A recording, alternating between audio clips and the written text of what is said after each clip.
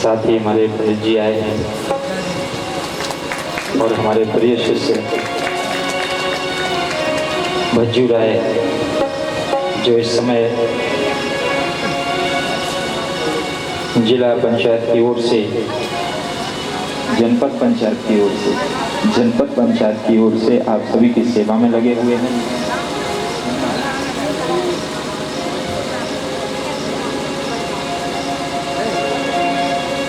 हरे राम।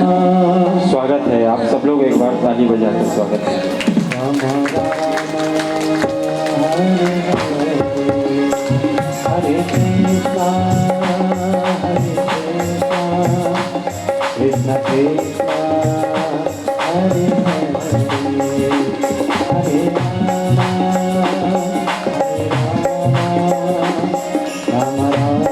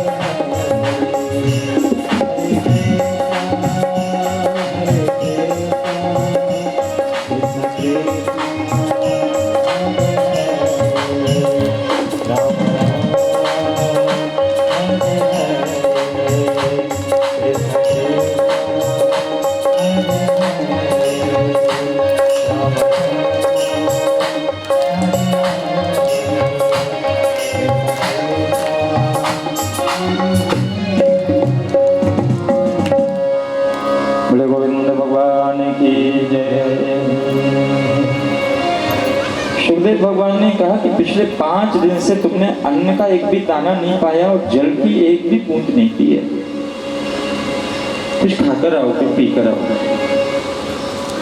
परीक्षित जी ने बहुत प्यारा जवाब दे दिया। परीक्षित जी ने कहा कि प्रभु पिबंतम त्वन्मुखाम भोजच्युतम हरिकथामृतम, मैं पिछले 5 दिनों से आपके मुखारबिंद से झरते हुए कथा का अमृत पी रहा हूँ। भगवत कथा में और अमृत में कोई फर्क नहीं होता और जिसने अमृत पी लिया हो उसे तुच्छ जल पीने की, साधारण जल पीने की आवश्यकता नहीं, क्योंकि जल तो 2 घंटे बाद विकार बन के मूत्र बनकर के बाहर चला जाता, लेकिन अमृत जब जीवन में आ जाता है तो वो निश्चित रूप से हमको अमर करके ही जाता है। मैं भगवत कथा का अमृत पी रहा हूँ। सांसारिक चीजें खाने पीने के चक्कर में ही व्यक्ति मरते हैं। खाने पीने खाने के चक्कर में ही व्यक्ति मरता है।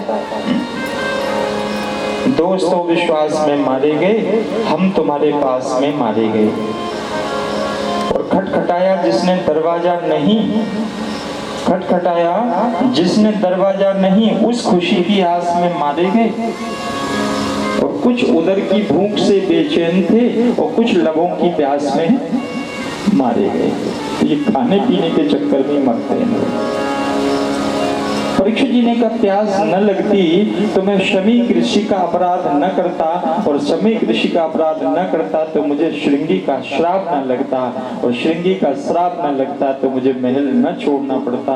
लेकिन जो हुआ अच्छा हुआ। अब मैं भागवत का अमृत पीना चाहता हूँ। सांसारिक जल पीने की इच्छा मेरी नहीं है। आप मुझे भगवत कथा अमृत पिलाइए प्रभु। सुखदेव भगवान ने कहा राजन,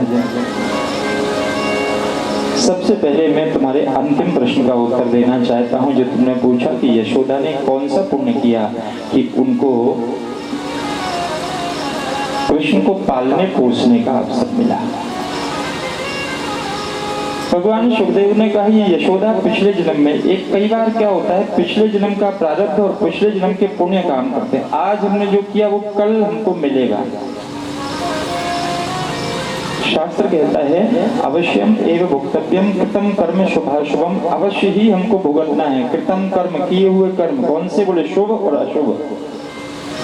अगर हम शुभ कर्म करेंगे तो उनका शुभ फल हमको ही भोगना है, और अगर हम कोई गलत कर्म करेंगे तो उसका गलत परिणाम हमको ही भोगना है। अवश्यम एव, अवश्य ही, अवश्य शब्द नहीं है, अवश्यम एव, अवश्य ही माने भुगतना है, कन्फर्म है, पक्का है। पिछले जन्म में यशोदा धरा थी और इनके पति का नाम था द्रोण। ये वसु थे, 8 वसु होते हैं, देव, गंधर्व, नाग, किन्नर, पशु, पक्षी, वसु, रुद्र, ये सब देवताओं के समाज और देवताओं की जातियां होती हैं। तो वसु थे, 8 वसु।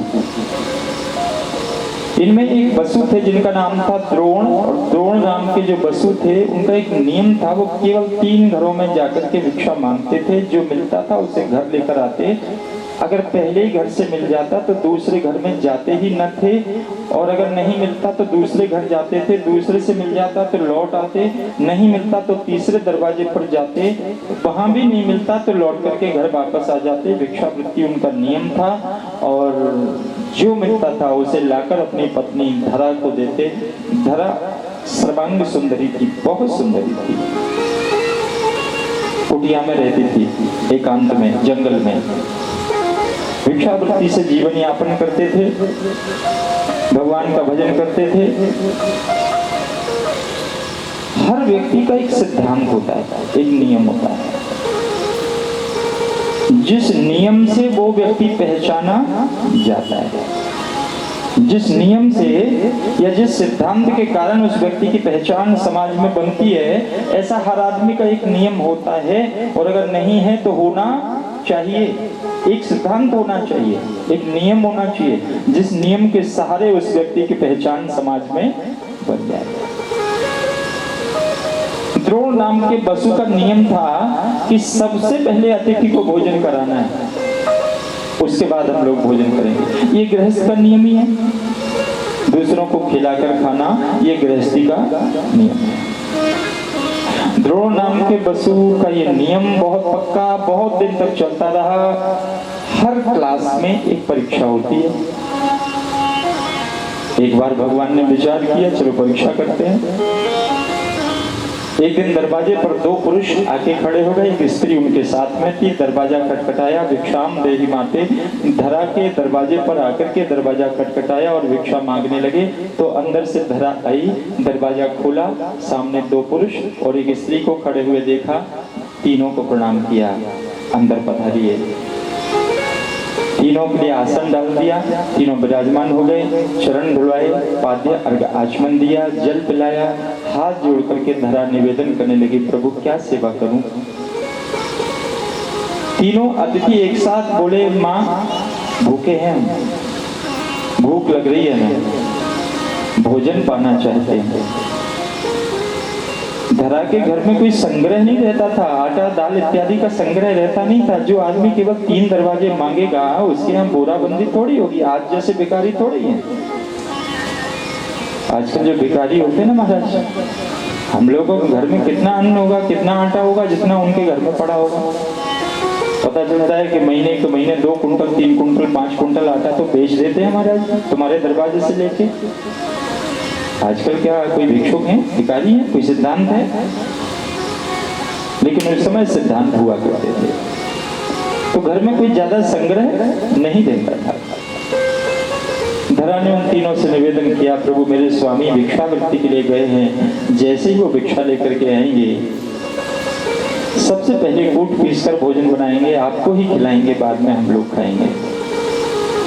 तीनों अतिथि थोड़ी प्रतीक्षा करते रहे, तब तक धरा उनसे बातचीत करती रही।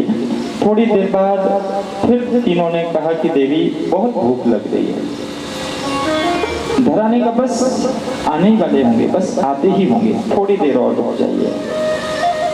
तीनों अतिथि थोड़ी देर और प्रतीक्षा करते रहे, लेकिन जब फिर भी आते हुए नहीं देखा द्रोण को, तो तीनों ने कहा कि देवी अब हम जाना चाहते हैं, किसी और दरवाजे पर भिक्षावृत्ति करेंगे, मांगेंगे, खाएंगे, भूख बहुत लग रही है। धरा ने मन ही मन विचार किया, जीवन भर की साधना आज समाप्त हो जाएगी अगर दरवाजे से अतिथि भूखे लौट कर चले जाएंगे। धरा ने कहा, प्रभु थोड़ी देर ठहरिए, मैं ही कोई प्रबंध करती हूँ। धरा कभी कुटिया से बाहर नहीं निकली थी, बहुत सुंदरी, जवान, सुंदर। आज पहली बार अपने कुटिया से निकल करके पास के गांव में गई, और पास के गांव में एक दुकानदार था जिसका नाम था श्रीवत्स। उस श्रीवत्स नाम के दुकानदार के पास जाकर के धरा ने कहा, प्रभु 3 अतिथियों के हिसाब से आटा, दाल, नमक, मिर्ची, राशन पानी मुझे दे दीजिए, 3 अतिथियों के हिसाब से। तो श्रीवत्स ने ऊपर से नीचे तक फिर धरा को देखा, ऊपर से नीचे तक धरा के दर्शन किए। ओहो, ये तो बहुत सुंदर है। श्रीवत्स के मन में कलुषित भावना आ गई, काम वासना आ गई। धरा को देखते हुए कहा, 3 लोगों के लिए? बोले हाँ, अभी देता हूँ। तीनों के लिए तौल करके आटा, दाल, नमक, मिर्ची, राशन पानी प्रदान कर दिया और कहा, देवी इसके बदले में तुम मुझे इसकी कीमत दो, इसकी कीमत मुझे प्रदान करो। तो श्रीवत्स ने जब ये कहा तो धरा ने कहा कि प्रभु मेरे पति आने वाले होंगे, वो आकर के तुमको इसकी कीमत दे देंगे। श्रीवत्स बोला कि मैं उधार का व्यापार नहीं करता, नगद व्यापार करता हूं, अभी अभी इसकी कीमत मुझे प्रदान करो। धरा ने कहा, मेरे पास तो कुछ देने को है नहीं। श्रीवत्स ने ऊपर से नीचे तक धरा को लालची निगाहों से देखा, उसके मुखारबिंद को देखा,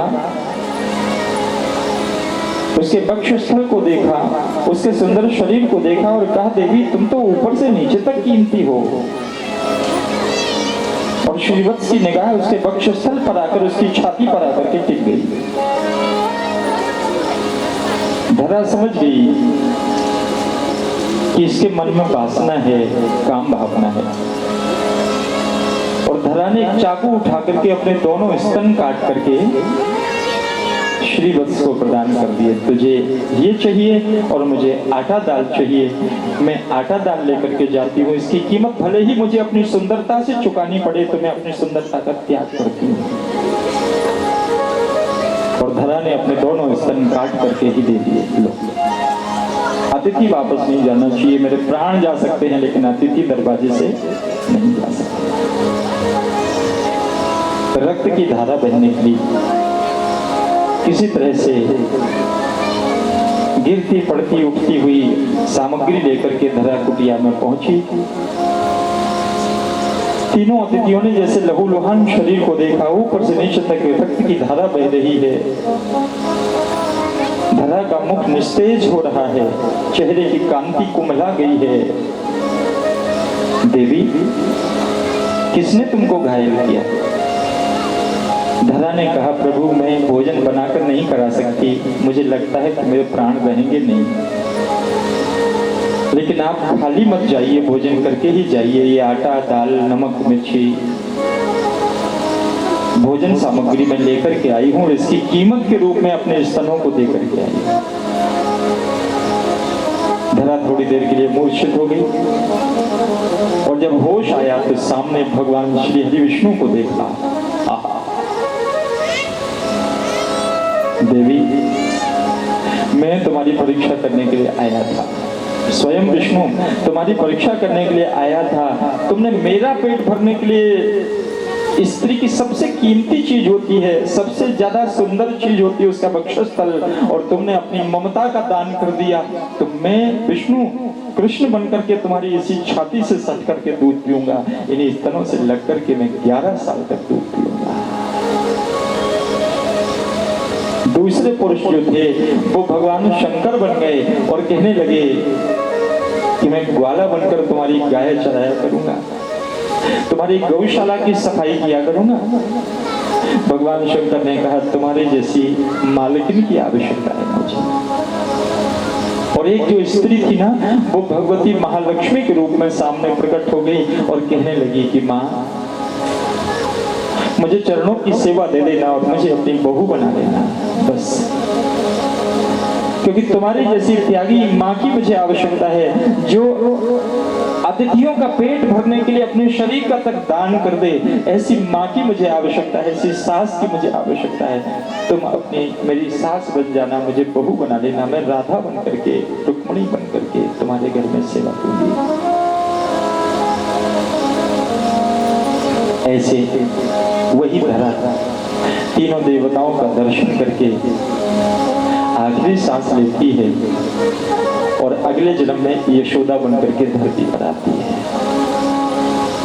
द्रोण ने आकर के जैसे ये दृश्य देखा कि मेरी अर्धांगिनी रही नहीं, पूरी कहानी उन्हें पता चली, तो उन्होंने भी अपनी पत्नी के विरह में और भगवान के दर्शन करते करते उन्होंने भी प्राण त्याग दिए। तो द्रोण नंद बनकर के धरती पर पधारे और धरा यशोदा बनकर के धरती पर आई। भगवान को अगर बेटा बनाना है तो त्याग करना पड़ता है, और केवल एक जन्म के पुण्यों से नहीं बल्कि जन्म जन्म के पुण्यों से भगवान की सेवा का अवसर हमको मिल पाता है। शुकदेव जी ने कहा, राजन जब इतना त्याग होता है तो भगवान घर में बेटा बन करके आ जाता है, सेवा करता है। माता पिता आपको पता है, जब यशोदा डंडा लेकर के पीछे पड़ती थी तो आगे आगे कृष्ण भागते थे। हाँ? माँ के डर से बेटा भी भागता है कि नहीं? यशोदा के डर से भगवान भी भाग रहा है। इतनी ताकत होती है माँ की संकी, माँ के डंडे में। आगे बताया कि रोहण्या स्तन्यः प्रोक्तो रामः संकर्षणस्त्वया। एक बालक पहले देवकी के उदर में आया, बाद में भगवती योग माया के माध्यम से उस बालक को संकर्षण करके खींच करके रोहिणी के उदर से, देवकी के उदर से रोहिणी के उदर में स्थापित किया गया। संकर्षण करने के कारण उनका नाम संकर्षण ही पड़ा। बलराम जी के अवतार के समय ये प्रसंग विस्तार से बताएंगे। ब्रजे वसन किम करोन मधुपुरियाम च केशव। केशव ब्रज में कितने दिन तक रहे, तो बताया कि मथुरा में जब उत्पन्न हुए तो अर्धरात्रि के समय केवल एक घड़ी वहां पर रहे, माता पिता को दर्शन दिए, उनको सारी योजना समझाई, और उसके बाद माता के पिता के ही माध्यम से, वसुदेव जी के ही माध्यम से गोकुल में पहुंच गए। गोकुल में केवल 3.5 साल की उम्र थी, गोकुल छोड़ दिया, वृंदावन आ गए, और वृंदावन में 11.5 साल की उम्र में वृंदावन भी छोड़ दिया। मैं निवेदन करूं, जब तक भगवान श्री कृष्ण वृंदावन और गोकुल में रहे, पैरों में जूतियां नहीं पहनी, और एक दिन माँ ने तो बोल दिया कि बेटा तू गाय चराने जाता है, जंगल में जाता है, थोड़ा जूतियां पहन के जाया कर, बड़ी सुंदर जूतियां बनवा दी है, जूतियां पहनकर जाया कर। तो श्री कृष्ण ने तर्क दिया कि माँ, मेरी गौ माता भी तो जूती नहीं पहनती, वो भी तो नंगे पैर जाती है। यशोदा मैया ने कहा, बेटा वो तो पशु है। जैसे एक बार पशु है ऐसा बोला तो कृष्ण हो गए नाराज। माँ मुझसे बेटा मत बोलना, मैं तेरा लाल नहीं हूँ। दाऊ भैया कोई अपना बेटा कहना, किसी से भी बेटा बोलना, मुझसे कभी बेटा मत बोलना, मैं तुम्हारा पुत्र नहीं हूँ। अब तो यशोदा का हृदय घबराने लगा। यशोदा ने कहा, बात क्या? अरे तूने मेरी गैया मैया को पशु कैसे बोला? मेरी गैया मैया पशु नहीं है। यशोदा मैया को क्षमा मांगना पड़ी। बेटा मुझे क्षमा कर देना, मेरे मुंह से निकल गया, आज के बाद मैं कभी भी गौ माता को पशु नहीं बोलूंगी। 11 वर्ष तक जूतियां नहीं पहनी, और 11 वर्ष तक यशोदा मैया के हृदय से लग करके दूध पीते रहे। माँ के ही साथ में सोया करते थे कृष्ण 11 साल तक। जितनी लीलाएं की हैं 11 वर्ष तक की, और उसके बाद 11.5 साल के बाद आ गए वापस मथुरा में, और मथुरा में 25 वर्ष की उम्र हो गई तब तक रहे। जरासंध को, उसकी सेना को मारा, उग्रसेन देवकी वसुदेव का उद्धार किया, उनको जेल में से लेकर के आए, राजा बनाया, राज्य का सुख दिया, बाकी व्यवस्थाएं की। बाद में कालियवन और जरासंध इत्यादि से युद्ध करते करते उन्होंने द्वारिकापुरी की रचना की, तो 100 वर्ष तक द्वारिकापुरी के राजा रहे। ऐसे 125 वर्ष तक भगवान धरती पर रहे, और ये 125 वर्ष मानव वर्ष नहीं, देव वर्ष हैं। ऐसे सुखदेव जी ने कहा कि राजन, एक बार की बात है, मैं तुम्हें चंद्रवंश का पूरा वर्णन सुनाता हूँ। नारायण भगवान शेष सैया पर ओढ़े हुए थे। उनके मन में 1 से 1000 होने की इच्छा हुई, तो उन्होंने मन बनाया और उनकी नाभि कमल से दंड निकला, जो अगाध जल राशि के ऊपर जाकर के खिल गया। उस कमल कोश के ऊपर ब्रह्मा जी महाराज का प्रादुर्भाव हुआ। ब्रह्मा जी ने विचार किया कि मुझे किसने पैदा किया, किस लिए पैदा किया। अच्छा, कभी हमने भी ये विचार किया क्या कि हम किस लिए यहाँ आए? कभी सोचा? और नहीं सोचा तो कभी एकांत में बैठ के, जब बिल्कुल फुर्सत के क्षण हो, एकदम से फ्री हो, तो एकांत में बैठ के सोचना कि हम आए किस लिए। क्या ये मकान बनाने के लिए आए? जो हमने 2 मंजिल का 3 मंजिल का बढ़िया सा मकान बना लिया, क्या हम इसीलिए आए? क्या ये जो प्रॉपर्टी, ये जायदाद हमने जो पैदा की, क्या इस जायदाद को पैदा करने के लिए हम आए? और ये जायदाद अगर हमने पैदा कर ली, इकट्ठा कर ली, तो ये हमारे किसी काम आ सकती है? ये किस काम आ सकती है? तो क्या हम बच्चे पैदा करने के लिए आए थे? तो क्या सामाजिक प्रतिष्ठा, समाज में नाम, यश, कीर्ति इत्यादि के लिए हम धरती पर आए थे? बढ़िया बढ़िया कपड़ा, बढ़िया बढ़िया गाड़ी, बढ़िया बढ़िया व्यवस्थाएं, सुख साधन सुविधाओं के लिए हम धरती पर आए थे? नहीं, इनमें से किसी बात के लिए हम धरती पर नहीं आए थे। ये भोग तो हमने 83,99,999 योनियों में भोगे हैं। ये भोग तो हमने पिछली योनियों में भी भोगे हैं। जब हम कुत्ते थे तो भोग भोगने में किसी प्रकार का कोई प्रतिबंध था ही नहीं। जब हम शूकर थे तो भोजन के लिए कहीं कोई बंदिश नहीं थी, कहीं भी भोजन मिल जाता था। जब हम नाग थे तो गुस्से पर कोई कंट्रोल नहीं था।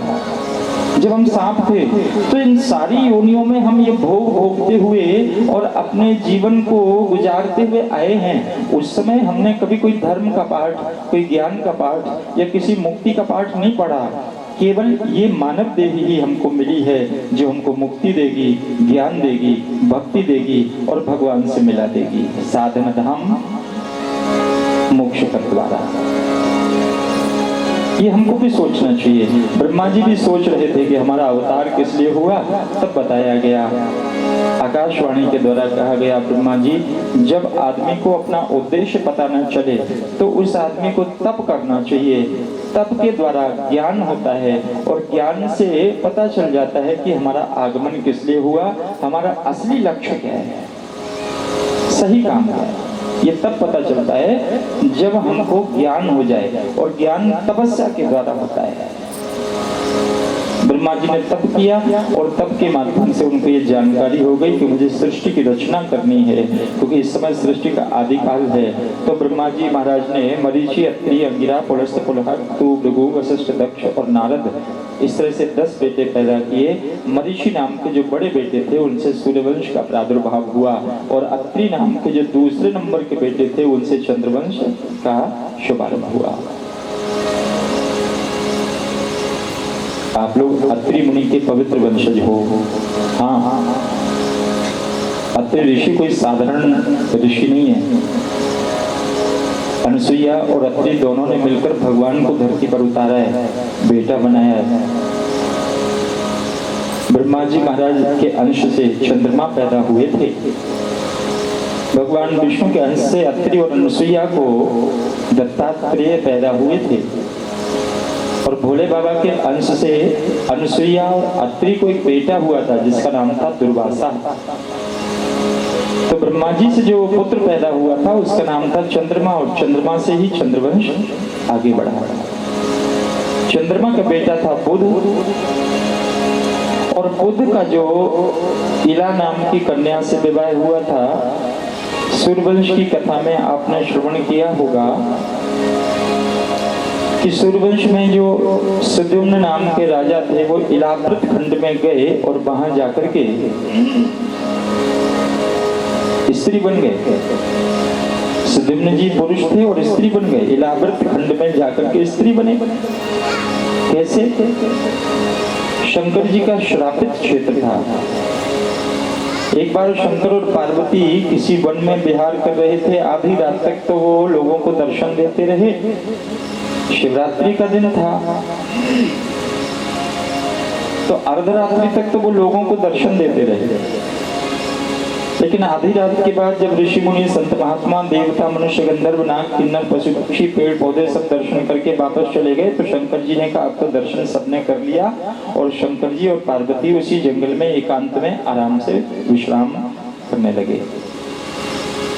अब आधी रात के बाद सप्तऋषियों को याद आया कि आज तो शिवरात्रि है और भोले बाबा का दर्शन करना बहुत आवश्यक है। तो शंकर और पार्वती का दर्शन करने के लिए सप्तऋषि आए और उन्होंने दूर से ही भोले बाबा और पार्वती को सोते हुए देखा तो उन्होंने कहा ओहो गलत समय पर आ गए, ये दोनों विश्राम कर रहे हैं। दूर से ही लौट करके वापस जाने लगे।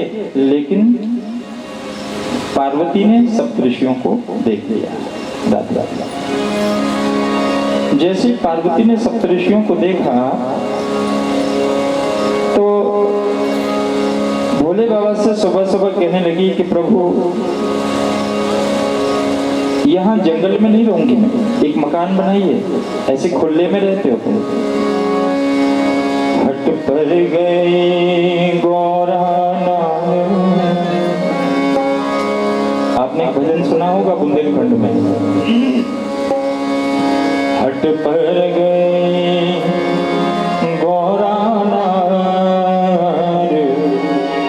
हट पर गए गौरा नार महादेव मढ़िया बना दो बाग में। हट पर गए गौरा नार महादेव मढ़िया बना दो बाग में। हट पर गए गौरा नार महादेव मढ़िया बना दो बाग में।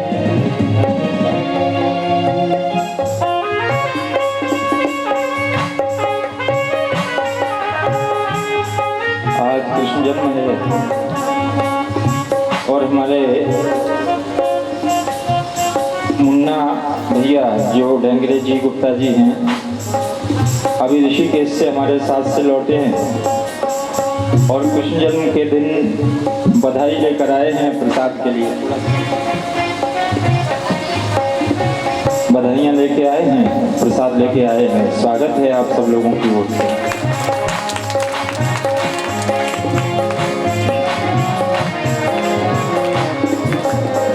मढ़िया बना दो बाग में।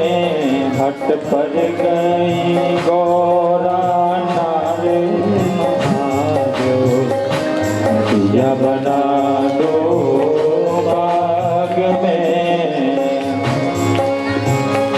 काहे की मढ़िया बने, काहे की मढ़िया बने। काहे की मढ़िया बने, काहे की मढ़िया बने। काहे की मढ़िया बने, काहे की मढ़िया बने। काहे की मढ़िया बने, काहे की मढ़िया बने।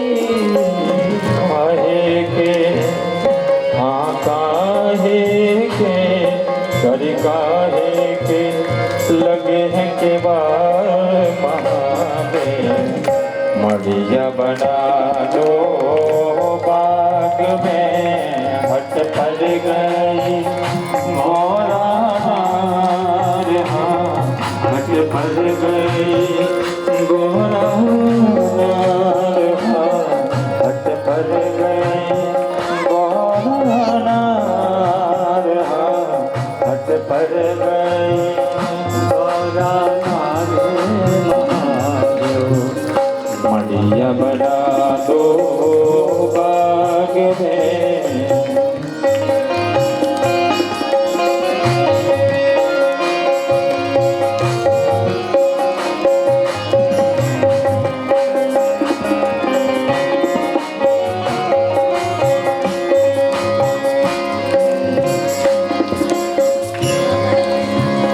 पार्वती जी भोले बाबा से निवेदन कर रही हैं कि प्रभु ऐसे खुले में हम रहते हैं और कोई भी आके हमको देखता है तो हमको तो बड़ी लाज आती है। शंकर जी ने कहा पहले एक बार हमने मकान बनाया था देवी, उस समय गुरुजी को जब दान दे दिया तो आपको बड़ा कष्ट हुआ और आपने ये संकल्प बनाया था कि गुरुदेव जिस भवन में हमारे नाती पोता नहीं रह सकते उस भवन में आपके भी नाती पोताओं को नहीं रहने देंगे।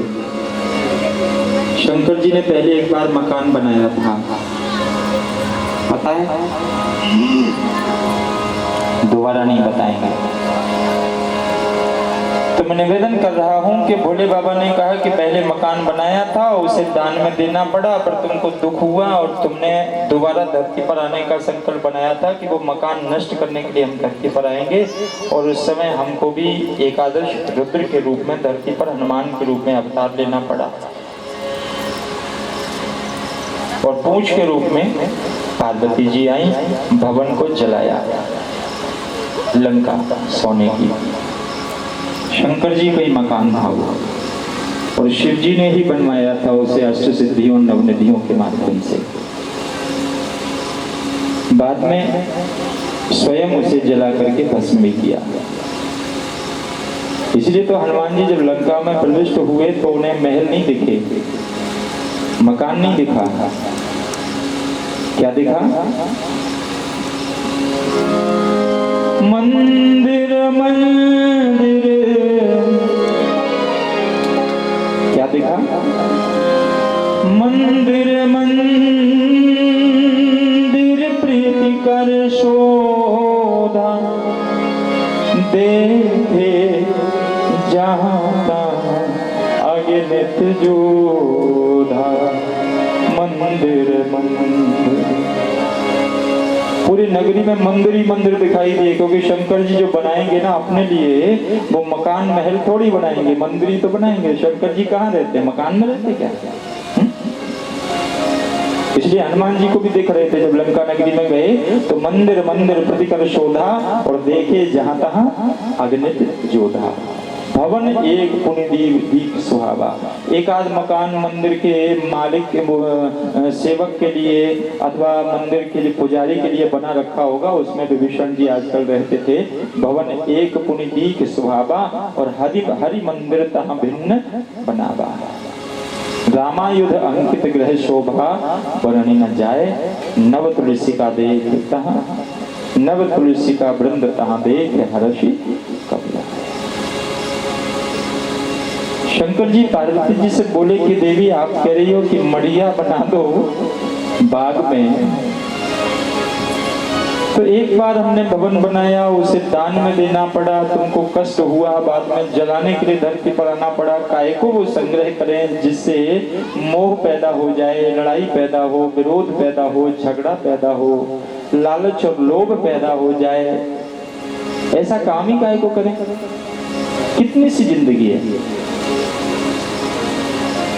हमारी उम्र को अगर 1000 से गुणा कर दोगे उतनी उम्र होती है देवताओं की, और देवताओं की उम्र को अगर 1000 से मल्टीप्लाई कर दोगे ना, गुणा कर दोगे, तो उतनी उम्र होती है शंकर जी की। और शंकर जी कह रहे हैं कि कितनी सी जिंदगानी है, कितनी सी जिंदगी है। भोले बाबा कह रहे हैं। पार्वती ने कहा कि यहाँ कोई पुरुष आता है तो मुझे पुरुष से बहुत लाज आती है। तो भोले बाबा ने श्राप दे दिया कि इस 4 कोस आगे और 4 कोस पीछे, 4 कोस दाएं और 4 कोस बाएं कोई भी पुरुष आएगा वो स्त्री बन जाएगा। मैं ये श्राप देता हूं। वाह, कैसे औघड़ है। कोई आदमी घुसेगा तो वो लेडीज ही बन जाएगा। ओहो, क्योंकि तुमको स्त्री से तो कोई लाज नहीं है। पार्वती ने कहा स्त्रियों से, स्त्रियों को कैसी लाज? स्त्रियों को पुरुषों से लाज होती है। तो ठीक है, कोई पुरुष आएगा ही नहीं, और अगर कोई पुरुष आने की हिम्मत भी करेगा तो वो स्त्री बनेगा। वहां पर चंद्रमा का जो उस जगह पर सूर्य भगवान के वंश में जो सुद्युम्न जी महाराज थे, वो सुद्युम्न जी जैसे पधारे तो सुद्युम्न स्त्री बन गए और उनका नाम इला पड़ गया। उस समय वो इलाव्रत कुंड में घूम रहे थे और वहां पर चंद्रमा का बेटा बुध आया और बुध का इला नाम की कन्या से गंधर्व रीति से वन में ही विवाह हो गया और उनको एक बेटा पैदा हुआ जिसका नाम था पुरुरवा। पुरुरवा से चंद्रवंश फिर आगे बढ़ा। इसी वंश में आगे जाकर के आयु हुए, इसी वंश में आगे जाकर ऋतायु हुए, सत्यायु हुए और इसी वंश में आकर नहुष नाम के राजा हुए। ये नहुष इतने वीर थे, इतने प्रतापी थे, इतने धर्मात्मा थे, इतने विद्वान थे, इतने सज्जन थे कि एक बार स्वर्ग का राजा इनको बना दिया गया नहुष को। परीक्षित जी ने पूछा कि प्रभु स्वर्ग के राजा तो देवराज इंद्र थे, इनको स्वर्ग का राजा कैसे बना दिया? तो बताया कि एक बार इंद्र ने गड़बड़ी करी। जब गुरुजी बृहस्पति जी आए सभा में तो सारे के सारे देवता उठ करके खड़े हो गए। कभी कभी व्यक्ति को लगता है कि हम इन सब से बड़े हैं और हम इन सब से बड़े हैं तो हम गुरुजी के भी बाप बन गए। कभी कभी किसी किसी चेला को ऐसा लगता है। विधायक बन गए, एक मंत्री बन गए, एक कलेक्टर बन गए, एक कमिश्नर बन गए, सोई वे सोचने लगा कि हम तो सभी के बाप हो गए, अब अपने बाप के भी बाप ही हो गए। ऐसा सोचते हैं कुछ लोग। सही या गलत? सही बोल रहा हूं मैं कि गलत बोल रहा हूं? कभी कभी ऐसा लगता है कि या कोई धनवान बन गया, ज्यादा पैसे वाला बन गया, कोई लड़का ज्यादा पढ़ गया या ज्यादा पैसा कमा लिया, फिर वे सोचते हैं कि ये बाप माँ हमारे कहाँ लग रहे, हम तो इनके ही बाप हो गए। काय की मताई उकाय के बाप हैं, हमने बहुत पैसा कमा लिया, अभी काबू से बदल ही नहीं रहे, मारा सेंट ही नहीं रहे, बात ही नहीं कर रहे। वे जो सोचत के अब हम तो सबन्ने के बाप हो गए। ऐसी एक दिन इंद्र ने भी सोची। बृहस्पति देव गुरुजी पधारे तो सारे के सारे देवता उठ करके खड़े हो गए उनके स्वागत के लिए। और इंद्र ने कहा कि हम तो देवताओं के राजा हैं, हमको खड़े होने की जरूरत क्या? वो खड़े नहीं हुए गुरुजी के आदर में, गुरुजी के पैर नहीं छुए, खड़े नहीं हुए। बृहस्पति देव को बुरा लगा। उन्होंने कहा ऐसी सभा में नहीं जाना चाहिए जहां अपमान हो। अब मैं देवताओं के बीच में से हमेशा हमेशा के लिए चला जाता हूँ। और ऐसा सोच करके बृहस्पति देव देवलोक छोड़ करके, देवताओं का राज्य छोड़ करके, स्वर्ग छोड़ करके किसी एकांत में जाकर भगवान का भजन करने लगे, विचार करने लगे कि भगवान की भक्ति ही श्रेष्ठ है। चेलाओं के बीच में जाते हैं, चेला आदर करते हैं, थोड़ा अच्छा लगता है, और अगर कभी अनादर कर देते हैं तो बहुत बुरा लगता है। इसलिए चेला गुरु वाला धंधा ही छोड़ देता हूँ, भगवान की भक्ति करने लगे जाके, भगवान का भजन। अब इंद्र को लगा कि अगर गुरुजी रूठ गए तो समझ लीजिए कि हमारा राज्य गया और हम बर्बाद हो गए।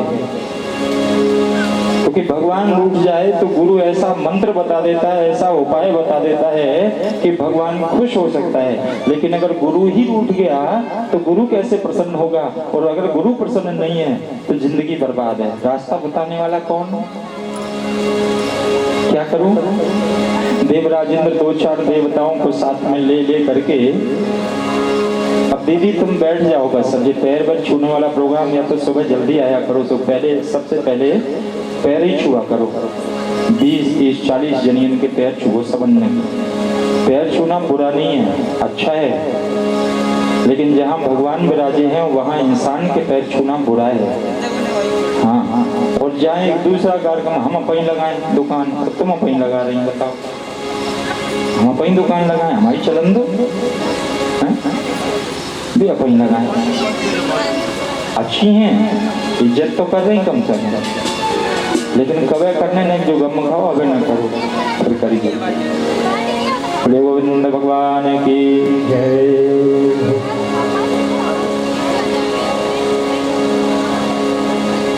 तो जैसे ही बृहस्पति देव रूठ करके गए, एकदम से मन लगना चाहिए आपका। कोई भी आए कोई भी जाए, भगवान से बड़ा कुछ नहीं। पहले तो आने जाने वाले बड़े विचित्र हैं। जैसे जैसे टाइम होगा सोई वे सजियों फिर आए। कितने बज गए? क्या बजे? 4:15 बज गए। तुम्हारी गलती नहीं है, हमारी गलती है, हमने पहले शुरू कर दी 3 बजे कर दी, 4 बजे करने थी हमें, 4:15 बजे जब तुम आती सोई शुरू करते हैं तब सही होती बात। अब कल से आज जो 2 ही दिन तो बचे, कल और परसों, कल से आज जो ना 2:30-3 पे नहीं आओ तो ना आज जो, अब तो आखिरी है, जैसे हम भुगतने तैसे हम भुगतने हमें तो आओ फिर चले, फिर का आ रहे लौट के हमें नरगढ़ में, हम नहीं आ रहे। हाँ कहे बताओ तुम 4 बजे आ रहे हैं, ऐसे आए हैं 4 बजे, कोई 4:30, अभी कच्ची तो आई नहीं है, सज नहीं करे, 5 पे आए, कोई 5:30 पे आए, कोई 5:45 पे आए, बस आरती करना पड़े। परीक्षा जी हंस रहे कि 5:45 पे तो बे आती,